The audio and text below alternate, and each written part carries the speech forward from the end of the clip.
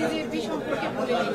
CJP বহু পুরনো এবং ঐতিহ্যবাহী সংগঠন এবং এই পুরস্কারের আয়োজনটাও বহু পুরনো। আমি যদি ভুল না করে থাকি এবার বোধ হয় 25 বা 24তম আয়োজন, 23তম। হ্যাঁ, তার মানে একটা সংগঠন একটা আয়োজন 23 বছর ধরে করছে, এটা কিন্তু বিশাল ব্যাপারটা, বিশাল।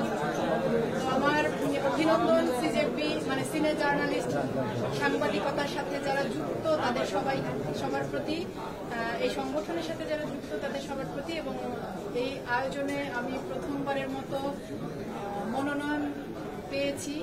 তারা আমাকে, জুরি বোর্ড আমাকে মনোনয়নযোগ্য মনে করেছেন। তারা আমাকে বেস্ট অ্যাক্ট্রেস পপুলার ক্যাটাগরিতে মনোনয়ন দিয়েছেন এবং ধন্যবাদ সবার।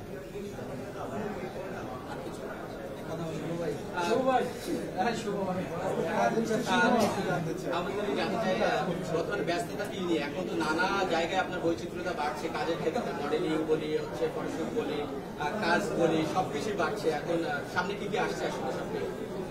আচ্ছা, আপনি যেই কথাটা বললেন যে নানা জায়গায় কাজ, এখানে আসলে এখন আমি 2005-এ আমার পেশাগত অভিনয় জীবন শুরু করেছিলাম সিসিপুর দিয়ে। অনেকবার বলেছি, আপনারাও সবাই জানেন।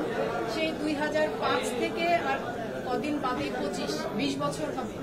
এই 20 বছরে, সেই প্রথম বছর থেকে এই বছর পর্যন্ত আমি শুধুমাত্র অভিনয় আর মডেলিং ছাড়া আর কিচ্ছু করি। আর কোনো কাজের সাথে, কোনো কিছুর সাথে আমার কোনো যোগ্যতা পাওয়া যায় না। কারণ আমি যখন পেশাগতভাবে কাজটা শুরু করি তখনই আমি সিদ্ধান্ত নিয়েছিলাম যে আমি অভিনেতা এবং মডেল হিসেবে কাজ করতে চাই।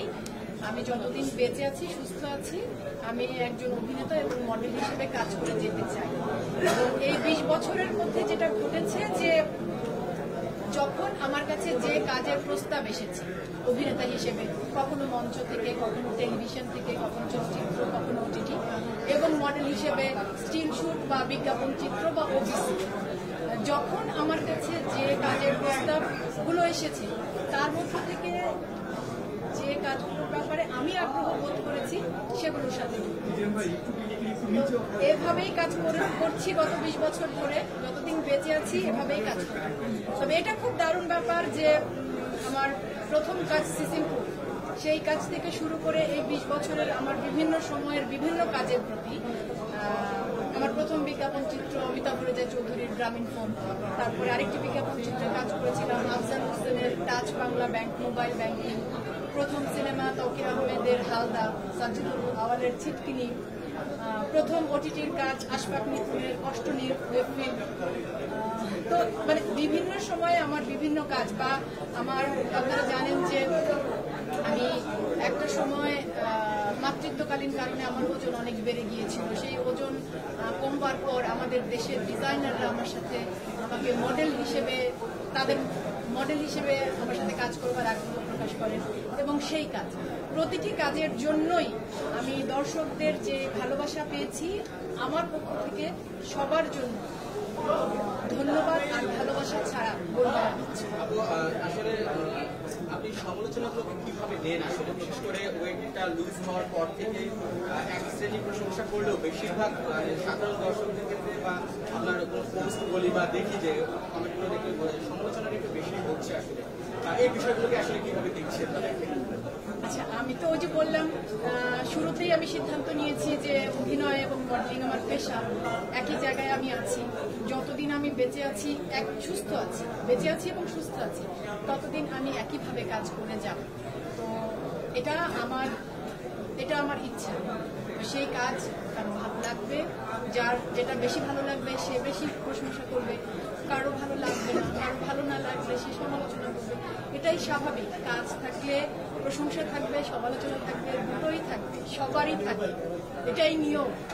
যদি একটু বলি যে কাজগুলো করছেন আসলে এগুলো দেশের বাহির বা আমাদের পার্শ্ববর্তী ভারতে যখন করে কোনো আর্টিস্ট, সেগুলো প্রশংসিত হয়, আমাদের দেশের মানুষজনের সেগুলো প্রশংসা করে বা অনেক কমেন্টস করে। আসলে সেম কাজগুলো যখন আমাদের দেশের আর্টিস্টরা করতে যায় আসলে সমালোচিত হয়। এই বিষয়টাকে এই 20 বছরের ক্যারিয়ারে বা এই অভিজ্ঞতাকে কিভাবে বিশ্লেষণ করবে? এটা না আসলে একটু কিছু জায়গায় আমাদের, মানে কি বলবো আমি, যে ব্রিজ এখনো তৈরি হয়। যেমন আমাদের ইন্ডাস্ট্রিতে র্যাম্প মডেলিং ফ্যাশন শো বলে একটা সেক্টর আছে বলে আপনারা জানেন। র্যাম্প মডেলিং, যারা র্যাম্প মডেল হিসেবে কাজ করে তারা বিভিন্ন রকমের মানে আমাদের ইস্টার্ন পোশাক, ওয়েস্টার্ন পোশাক, সব রকমের পোশাক করে। কিন্তু সোশ্যাল মিডিয়া না থাকবার কারণে এগুলো সাধারণ মানুষরা ওভাবে জানতে পেতেন না যে ঢাকায় র্যাম্প শোগুলোতে মডেলরা কেমন পোশাক পরে বা ডিজাইনাররা কেমন পোশাক ডিজাইন করে। আপনি যে প্রশ্নটা করেছেন আমি বুঝেছি যে আমি যে কটি শুট গত 2 বছরে করেছি, প্রত্যেকটি ডিজাইনার আমাদের দেশি ডিজাইনার, আমাদের দেশে প্রতিষ্ঠিত ডিজাইনার হিসেবে তারা কাজ করছেন এবং বেশিরভাগই নারী। নাজিয়া হাসান, সাফিয়া সাথী, সামিনা সারা, তাসমিত আফিয়াত আর্নি, সানায়া চৌধুরী, যে কজনের নাম বললাম আমি গত 2 বছরে এই কজন ডিজাইনারের হয়ে কাজ করেছি। তারা প্রত্যেকে নারী, আমার থেকে বয়সে ছোট। আমার তো এটা দারুণ লাগে যে আমাদের দেশের ডিজাইনাররা বিশ্বমানের ডিজাইনারদের মতো পোশাক আশাক তৈরি করেন এবং এই শহরে তাদের পোশাকের একটা বিশাল শ্রেণী আছে, গ্রাহক শ্রেণী। আর ওই যে আমি যেটা বলছিলাম যে আমি তো একজন পেশাদার অভিনেতা এবং মডেল। আমি যখন এমন কোনো চরিত্রে কাজ করব যে চরিত্রটা ছেঁড়া তেনা শাড়ি পরে থাকে, তখন সেই চরিত্রের অনুযায়ী পোশাক। আমি যখন এমন কোনো চরিত্রে কাজ করব যে চরিত্রটা এই শহরের ডিজাইনারের সবচেয়ে কি বলবো গ্ল্যামারাস পোশাক আশাক পরে কাজ করে, আমি তখন সেই চরিত্র অনুযায়ী পোশাক। আমি শুধু কি বলবো, মানে আমাকে দিয়ে দেখতে পাওয়া যাচ্ছে যে একটা দেশে, আমি এটা এই জন্য বললাম, এই ডিজাইনারগুলো এই দেশের ডিজাইনার, তাদের হাউস এই শহরে প্রতিষ্ঠিত, তাদের কাস্টমার এই শহরে আছে, তাদের পোশাক এই শহরের মানুষ পরে।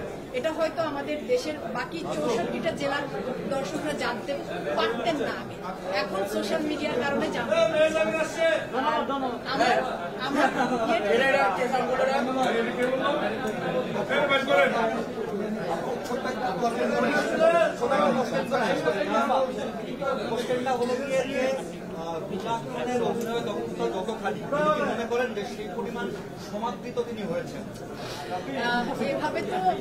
এভাবে কি ভাবা যায়, এভাবে কি বলা যায়?